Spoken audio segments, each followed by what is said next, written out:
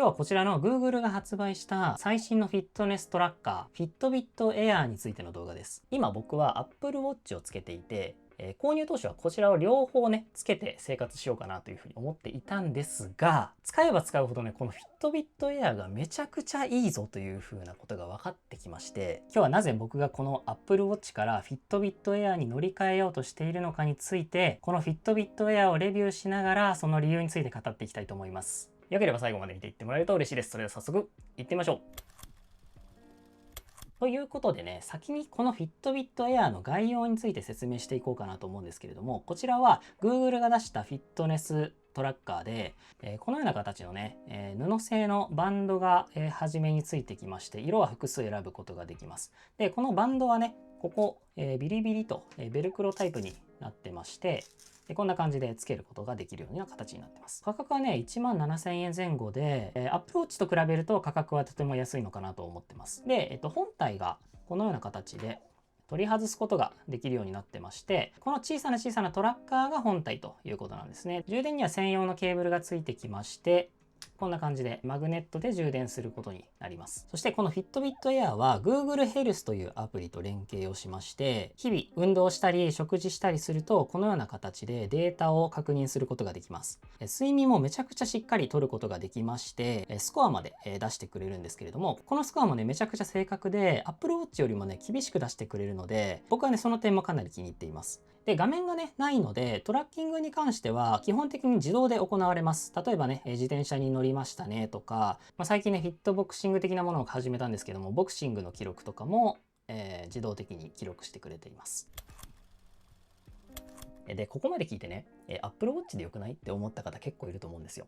で、僕も両方つけようと思って買ったぐらいに Apple Watch でいいかなって思ってたんです。なんですけど、ちょっと使っていけば使っていくほど考えが変わってきたので、ちょっとそれについてね、理由についても説明していこうと思います。そもそも僕が Apple Watch を選んでいた、まず理由からお話ししようかなと思うんですけれども、僕が気に入っていたのは、この Apple Watch のデザイン性です。他のフィットネス系の時計と比べて、一歩頭一つ抜けてるなというふうに今でも思ってまして、なんだかんだこの Apple Watch だけじゃなくて、この周辺機器の豊富さっていうのは Apple Watch が一番なんじゃないかなと思っていて、自分の好きなバンドを選ぶことができるっていうのもすごくね Apple Watch を気に入っていた理由でした。なんですけど、僕がねこの Apple Watch から乗り換えようかなと思ったきっかけの一つ目が、普通の一般的な時計で好きな時計を身につけたいと思うようになったというのが理由一つ目です。最近ね僕が購入した時計でカシオのね、ものがあるんですけれども、これね何も別にフィットネストラッキング機能とかもついていない時計なんですが、時計あんまり興味なかったんですけど、これだったらつけたいなと思うようになったんですね。こういった好きな時計をつけてみたいと思った時に、でも僕としてはログマだしガジェット好きなのでデータは取っていきたいよねっていう風に思った時に、この Fitbit Air であればそこまで目立たずに両方ともねいいとこ取りできるんじゃないかなと思ったっていうところです。次のきっかけとしては Apple Watch の電池持ちです。こっちの Fitbit Air を使うようになってから全然充電がいらないことに気づきました。交渉値ではこの Fitbit Air は約1週間ほど持つと言われていて、実際の僕の体感もそのような感じです。一方でこの Apple Watch の充電っていうのはやっぱり1日持たないですよね。お風呂に入ってる間に充電して、なんとかね、毎日使えてるかなという感じです。なんとかこう習慣の中でやりくりはしていたんですけど、たまに電池がなくなることって多分皆さんも Apple Watch ユーザーだったらあるかなと思っていて、そういった時にね、その時計としての本来の機能が使えなくなるっていう、なんかあるあるだと思うんですけど、電池持ちの悩みはこの Fitbit Air はあまりないんじゃないかなと思いました。3つ目のきっかけとしては、僕がこの Apple Watch を通知やウォレットとしての機能をあまり活用していなかったということです。通知は手首にあんまり来てほしくないなと思っているタイプで、通知が来たらねめちゃくちゃ気になっちゃって集中力が落ちることがよくあるんですけど、そういったこともあってこの Apple Watch では通知をオンにしてなかったんですね。決済に関しても Pixel をね使っているということもあって、スマホをね頻繁に乗り換えるんですね、 iPhone 以外にも。なのでね僕としては財布の機能をこの Apple Watch に預けたくないっていうのがあって、全然スマホで問題なく使えているので、通知もウォレットも使ってなかったんですね。で唯一使ってたのがアラームの機能で、この Apple Watch を目覚ましにしてたので、目覚ましの機能がないとちょっと乗り換えられないなと思ってたんですけれども、最初ないと思ってたんですけど、この Fitbit Air にはアラームの機能がありました。アラームはどこから設定するかというと、左上のこの端末のボタンに、Fitbit Air っていうね、選択肢があるんですね。で、ここを押すと、ここにね、デカデカとアラームというボタンがあります。で、ここをクリックすると、最大ね、8個までのアラームを作ることができるようになってます。で、時間の設定も、繰り返しの設定なんかもできるので、簡単にアラームの設定変更もできますし、スマートアラームっていうね、機能もありまして、僕が起きやすいタイミングで起こしてくれるっていう機能もあるので、僕はね、これを使って、大体7時台に起きれたらいいなという風な感じで使っています。次のきっかけが、僕、最近ハードな運動を始めたんです。で、運動をし始めると、食事管理もね、ちゃんとしていきたいなという気持ちになったんですね。で、ふとね、この Apple Watch のヘルスケアのアプリを見たときに、Apple Watch のヘルスケアって食事記録ができないですよね。アスケンとか他のアプリを使うと食事の記録データをこの Apple のヘルスケアに同期できることは同期できると思うんですけども、このヘルスケアのアプリ公式でそういった機能がまずないじゃないですか。で、食事の記録って写真とかでパッて送って、気楽な感じで僕はやりたいなと思ったんですけども、そういったアプリって基本的に有料になっていることが多いんですよね。なので、簡単に食事を記録する方法っていうのが実は Apple Watch って少ないんですよ。対してこっちの Fitbit Air の場合は、このヘルスケアのアプリがとても優秀で、簡単にね、食事の記録をすることができます。で、食事の記録の方法も結構様々で、この記録というところから、写真で記録したり、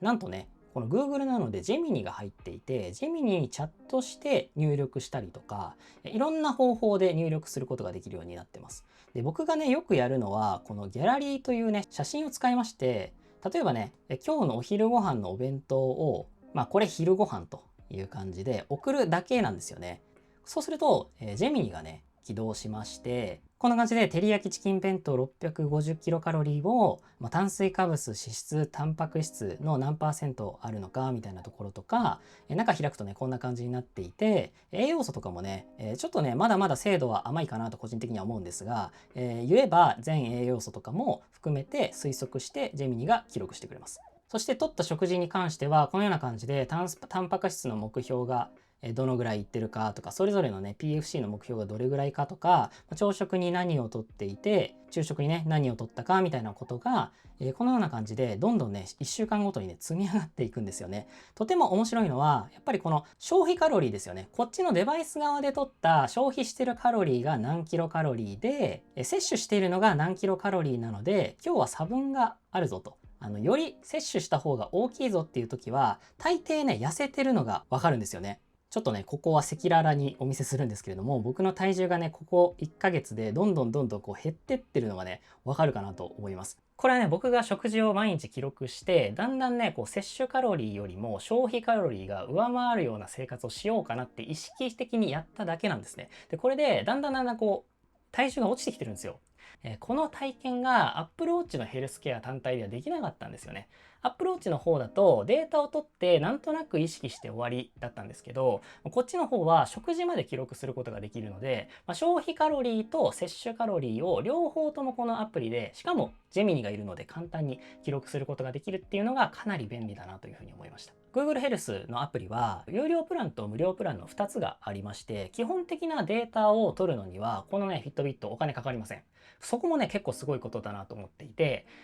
僕リングとか他のデバイスも結構検討したんですよね。Apple Watch と両方つけられるようなもので、指輪とかだったら相性いいかなと思って最初検討したんですけど、結構データ取るだけでもサブスクお金かかっちゃいますよっていう端末が多かったりとか、あとはね、この Fitbit とか Apple Watch とか、このバンド系のものよりも指輪の方がちょっとこう取れるデータ数っていうのが少なめになってる傾向があるかなと思ったので、最終的にはね、僕はこの Fitbit Air に落ち着いたという感じです。次のきっかけが、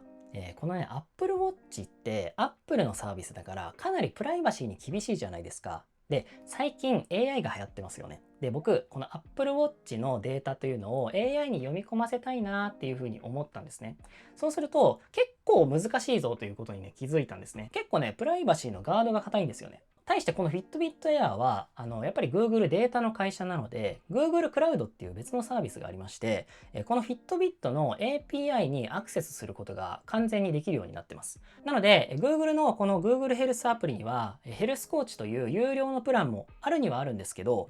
全然僕 AI できますと。API でアクセスして自分のヘルス講師作りたいですっていう人は、API を使って自分のお気に入りの AI にそのデータを渡してコーチングしてもらう、ヘルスケアの管理してもらうっていうことは、全然可能な端末なんですね。なので Apple Watch よりもその点でも優れてるんじゃないかなと思っていますし、直近だと僕はまだそういったコーチの構築とかはやってないんですけど、Notion 上にね、データベースを作って、この Fitbit Air のデータを毎日同期するっていう仕組みも整えてみました。いつね、Google の Gemini を使わなくなるかもわからないので、その時々のタイミングで、クロードが賢くなったからクロードに乗り換えようかなとか、チャッピーに乗り換えようかなみたいなことが簡単にできるっていうのも、このデバイスのね、いいところなんじゃないかなと思います。で、ここまでの段階では僕、両方まだつけようかなって思ってたんです。なぜかっていうと、iPhone のヘルスケアにデータを同期できなくなるじゃないですかって思ったんです。僕は頻繁にスマートフォンを入れ替えるし、iPhone を使っている時もあれば、Pixel を使っている時もあるんです。なので、両方の端末にデータを入れる方法がずっとあればいいのになって思ってたんですね。ここまで聞いてる皆さんも、いや、僕 iPhone ユーザーだしなって思ってる方も多いと思うんです。なんですけど、僕がね、この Apple Watch を卒業しようと思った最後の決め手が、ちょうどね、昨日アップデートでリリースされたんですけど、このね、Google ヘルスのアプリと Apple のヘルスケアアプリが双方向に同期できるようになりました。どういうことかっていうと、この Fitbit Air で取ったデータをヘルスケアアプリ、iPhone のヘルスケアアプリに同期することができるようになったんですね。これがね、めちゃくちゃいいです。こちらはね、iPhoneの画面なんですけれども、iPhone のこの Google ヘルスケアアプリ、iPhone でも使うことができます。で、Google ヘルスケアアプリをもし iPhone に入れた場合ですけど、同じようにね、設定から右上のね、このアプリとサービスっていうところに、このね、接続を追加という画面があって、この Apple Healthcare っていう選択肢があるんですね。で、この Apple Healthcare と同期という設定を始めて、同意するというふうに進むと、こんな感じでヘルスケアのアプリが立ち上がります。で、ヘルスケアのアプリの中からアプリと選んで Google ヘルスっていうところに行くと、こんな感じでね、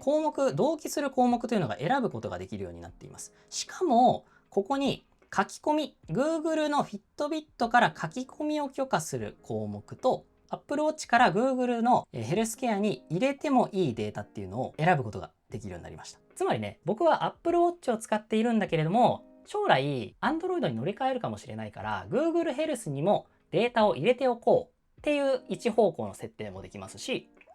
はたまた、僕の場合はですね、この Fitbit Air を購入しました。でも、将来 iPhone に乗り換えることもあるかもしれません。ということで、Fitbit のデータをこっちの方向だけ、iPhone への同期だけオンにしておこうっていうこともできるようになりました。そして最後にですね、極めつけ、両方使ってますよっていう人は、Fitbit のデータをヘルスケアと双方向に同期するという設定もできるようになりました。このアップデートがね、決め手になって、僕はこの Apple Watch じゃなくて、普通の時計をね、つけようかなという気分になりました。そして、日々のデータっていうのはこの Fitbit に貯めつつ、iPhone でも Android でも両方でね、データを確認することができるというような状態に、することができました。最後にね、僕今回 Fitbit Air を激推ししたんですけれども、こういう方は Apple Watch のがいいと思いますというところについても補足していこうかなと思います。3つあるんですけれども、1つ目、Apple Watch を、ウォレット、決済端末として使っている人。手をかざしてね、改札に通る癖があったりとか、ランニングとかをしていて iPhone とかを持ち運びたくないんだよね、みたいな。こういった決済の仕組みが自分の習慣の中にね、かなり根付いている方は、こっちにはね、ウォレットの機能はないので、お勧めできないかなと思います。次にね、この iPhone ときちんと連携をしていて、いろんなアプリをね、この Apple Watch に入れている人ですね。今回僕が紹介したようなヘルスケア以外にも Apple Watch にはたくさんのアプリが入れられると思います。そういったアプリでめちゃくちゃ便利なものがあって、それがお気に入りなんだよねっていう人は、この Apple Watch がおすすめなんじゃないかなと思います。最後重要な点なんですけど、両方の端末にデータを貯めていきたいと思っている方で、古い iPhone でも何でもいいんですけど、iPhone を今持ってないよという人、これに関しては同期をすることができません。家にずっと置きっぱでいいんですけど、この iPhone もこの iPhone の中の Google ヘルスとヘルスケアが同期するよっていう仕組みなので、そもそも iPhone がないよっていう方は、この Android 単体ではこの iPhone 側にデータを貯めることはできないので、ここだけはね、注意した方がいいかなと思います。